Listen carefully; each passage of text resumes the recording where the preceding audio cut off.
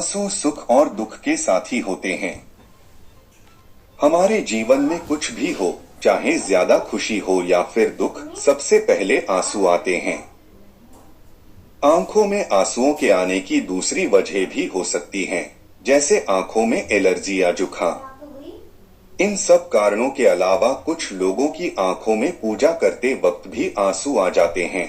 लेकिन क्या आप जानते हैं, ज्योतिष के अनुसार इसकी एक खास वजह होती है। तो आइए जानते हैं, पूजा करते वक्त आंखों में आंसू आने का क्या अर्थ होता है। शास्त्रों के अनुसार अगर पूजा के समय आपकी आंखों में आंसू आते हैं, तो आपको समझ जाना चाहिए कि आपकी प्रार्थना ईश्वर तक पहुंच रही है और वो आपको कोई संकेत देना चाह रहे हैं। पूजा के समय आंसू आना इस बात का संकेत है कि आपका मन शुद्ध है और आप पूरे अंतमन से भगवान का ध्यान कर रहे हो। इससे आपका सीधा संपर्क ईश्वर से हो रहा है। पूजा के समय आंखों से निकले आंसू इस बात का भी संकेत देते हैं कि आपकी पूजा सफल हो गई है। इसके अलावा इसका एक अर्थ ये भी है कि भगवान आपको संकेत दे रहे हैं कि जल्द ही आपकी परेशानी खत्म होने वाली है। परेशानियों तो सभी के जीवन में आती रहती हैं। ऐसे में हमें कभी न तो इससे घबराना चाहिए और न ही डरना चाहिए, बल्कि हिम्मत जुटाकर संयम और बहादुरी से उनका सामना करना चाहिए। ईश्वर कई बार अपने भक्तों की परीक्षा ले रहे होते हैं, जिसे हमें खुश होकर पार करना चाहिए। शास्त्र कहते हैं कि अगर सच्चे मन से कोई पूजा की जाए तो उसे भगवान सदैव स्वीकार करते हैं।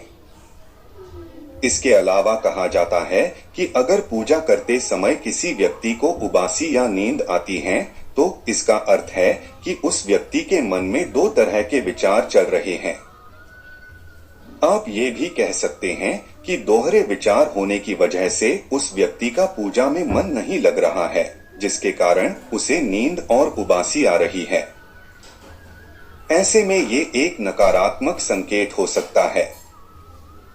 ये इस बात का संकेत है कि हमारा मन पूजा पाठ, धार्मिक ग्रंथों और आरती में नहीं लग रहा है।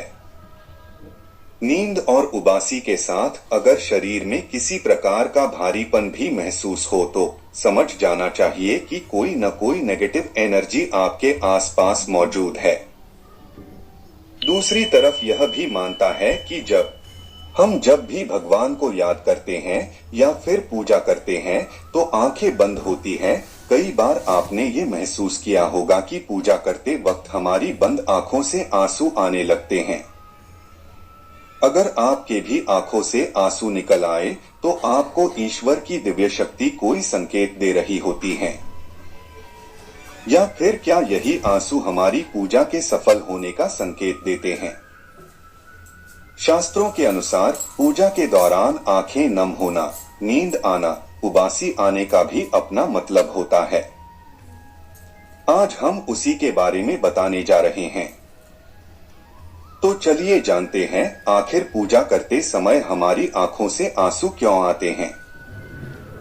अपने आराध्य की पूजा करते समय क्या आपकी आंखों से आंसू आना कोई साधारण बात नहीं है। ये आपके लिए बहुत बड़ी बात है। कहा जाता है कि बिना प्रीति या प्रेम के आराधना नहीं होती। जब तक आप में अपने आराध्य के प्रति प्रेम और समर्पण नहीं है, तब तक आपके आराध्य की भी आपको कृपा प्राप्त नहीं हो सकती है। दोहरी विचारधारा का सक्रिय होना। शास्त्रों के मुताबिक सच्चे मन से की गई पूजा हमेशा फलदायी होती है और वो पूजा सदैव भगवान स्वीकार करते हैं। यदि किसी व्यक्ति को पूजा के समय जम्हाई या नींद आने लगती है, तो इसका अर्थ है कि उस व्यक्ति के मन में दो विचार उमड़ रहे हैं और उसे मन में कई तरह के विचार उमड़ रहे हैं।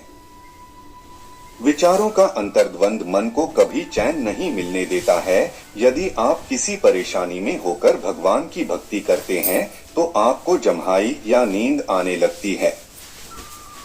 ईश्वरीय शक्ति का आपको कोई संकेत देना। शास्त्रों और पुराणों में बताया गया है कि अगर किसी व्यक्ति को पूजा के दौरान आंसू निकलते हैं, तो समझना चाहिए कि ईश्वरीय शक्ति आपको कोई संकेत दे रही है। जब आप भगवान के किसी भी रूप का ध्यान और उनकी पूजा में लीन हो जाते हैं तो इसका अर्थ है कि भगवान के उस रूप के साथ आपका कनेक्शन हो गया है, या कह सकते हैं कि आपके द्वारा की गई पूजा सफल हो गई है, जो आपकी खुशी को आंसू के रूप में छलकाती है। मान्यता है कि पूजा के दौरान जम्हाई या नींद आने का संकेत नकारात्मकता भी होती है। अगर पूजा के दौरान नींद आती है तो समझना चाहिए कि कोई नेगेटिव एनर्जी आपके आसपास मौजूद है। कई बार पूजा करते समय हमारे साथ कुछ अजीब सी हरकतें होती हैं, जैसे यदि ध्यान पाठ या पूजा करते समय आपके आंखों से आंसू निकल आए तो इसका एक अलग रहस्य होता है। ऐसे में आपको यह जानना अति आवश्यक है कि पूजा पाठ करते समय आपके आंखों से आंसू निकल आए तो आपको ईश्वर की दिव्य शक्ति कोई संकेत दे रही होती है। क्यों आते हैं आंखों से आंसू? जब ध्यान या पाठ पूजा करते समय आपके आंखों से आंसू आ जाए तो इसका मतलब होता है कि ईश्वर आपको कोई संकेत दे रहे हैं। अर्थात आप जिस भगवान का ध्यान या पूजा पाठ कर रहे हैं उनसे आपका कनेक्शन हो गया है और आपकी पूजा भी सफल हो गई है। जिस प्रकार भूख लगने पर खाने का दिल करता है, ठीक उसी प्रकार जब पूजा करते हैं तो आप अपने ईश्वर से जुड़ जाते हैं। ऐसे में वैसे तो भारत में बहुत सारे मंदिर और बहुत सारे देवी देवता हैं। ऐसे में किसी व्यक्ति को कैसे पता चले कि उसे किस भगवान या किस पूजा स्थल पर जाना चाहिए? आप जिस भी तीर्थ स्थान और जिस भी भगवान की पूजा करने पर आंखों में आंसू आ जाए तो वही भगवान और तीर्थ स्थान आपके लिए उपयुक्त हैं। भगवान आपके पूजा से प्रसन्न हुए और अब आपकी सारी मनोकामना पूरी हो सकती है। भगवान होते हैं, इस बात का प्रमाण यह है कि जो कुछ भी इस जगत में प्राकृतिक रूप से मौजूद है वह सब अपने गुणों के अनुरूप व्यवहार करते हैं। प्रकृति का कोई एक नियम दूसरे नियम के विपरीत कार्य नहीं करता है। इस अनंत ब्रह्मांड में सब कुछ इतना संतुलित है कि बिना किसी दैवीय शक्ति के इसे व्यवस्थित नहीं किया जा सकता है। सृष्टि को चलाना मनुष्य के बस की बात नहीं है और अपने आप कुछ नहीं घटित हो सकता है। किसी काम को करने के लिए कारण आवश्यक है। भगवान द्वारा सृष्टि निर्माण करने का कारण सभी जीवों को संसार का सुख दुख भोग प्रदान करना है। भगवान होते हैं, इसलिए सौर मंडल एवं सभी ग्रह विज्ञान के नियमों का सदैव पालन करते हैं। भगवान ने जगत बनाते समय इस प्रकार से सभी चीजों की व्यवस्था की है कि कोई भी वस्तु अपने गुणों के विपरीत कार्य नहीं करती है और न ही कोई नियम दूसरे नियमों को काटता है। संसार में सब कुछ एक समान चलता रहता है।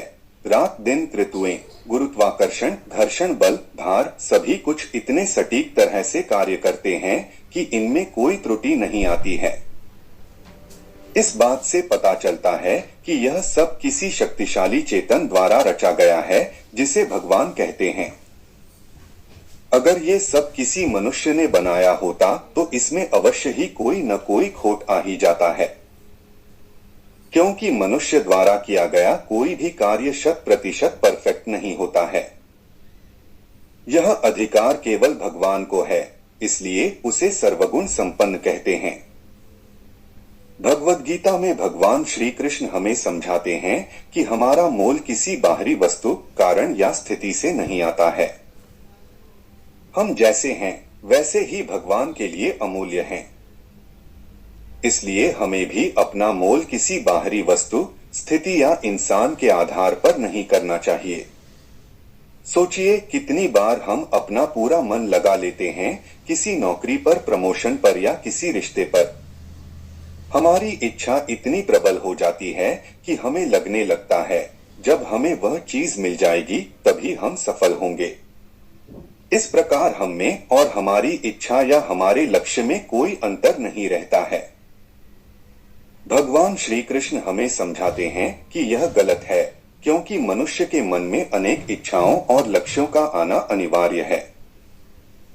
लेकिन ऐसा कोई मनुष्य नहीं जिसकी सारी इच्छाएं पूरी हों। याद करिए, भगवान श्री कृष्ण भी मनुष्य जीवन में अपनी सारी इच्छाओं को पूरा नहीं कर पाए थे। उन्हें भी गोकुल और यशोदा मैया को छोड़कर मथुरा जाना पड़ा था। इस सहज कार्य में अगर वह अपनी इच्छा और अपने अस्तित्व में अंतर नहीं करते तो वह जीवन के महत्वपूर्ण निर्णय नहीं ले पाते। यही बात हम मनुष्यों पर भी उतनी ही लागू होती है। अगर इच्छा पूरी नहीं हुई या लक्ष्य हाथ न लगे तो इसका मतलब यह नहीं कि हम असफल हैं या हम में सामर्थ्य नहीं। इसका केवल यह अर्थ है कि इस समय शायद जो हम चाहते हैं वह हमारे लिए उचित नहीं।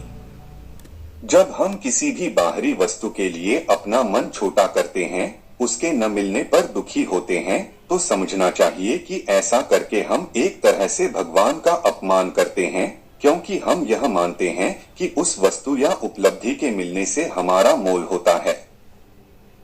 यह विचार ही गलत है, क्योंकि हम सबको भगवान ने बनाया है और उन्होंने जैसा भी बनाया है कुछ सोच कर ही बनाया होगा।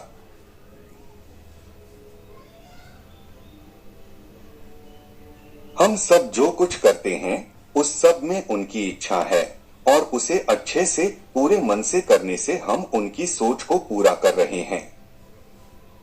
हमेशा यह मानकर चलिए कि इच्छा पूरी हो तो अच्छा और पूरी ना हो तो और भी अच्छा, क्योंकि इसमें कहीं ना कहीं भगवान की लीला है।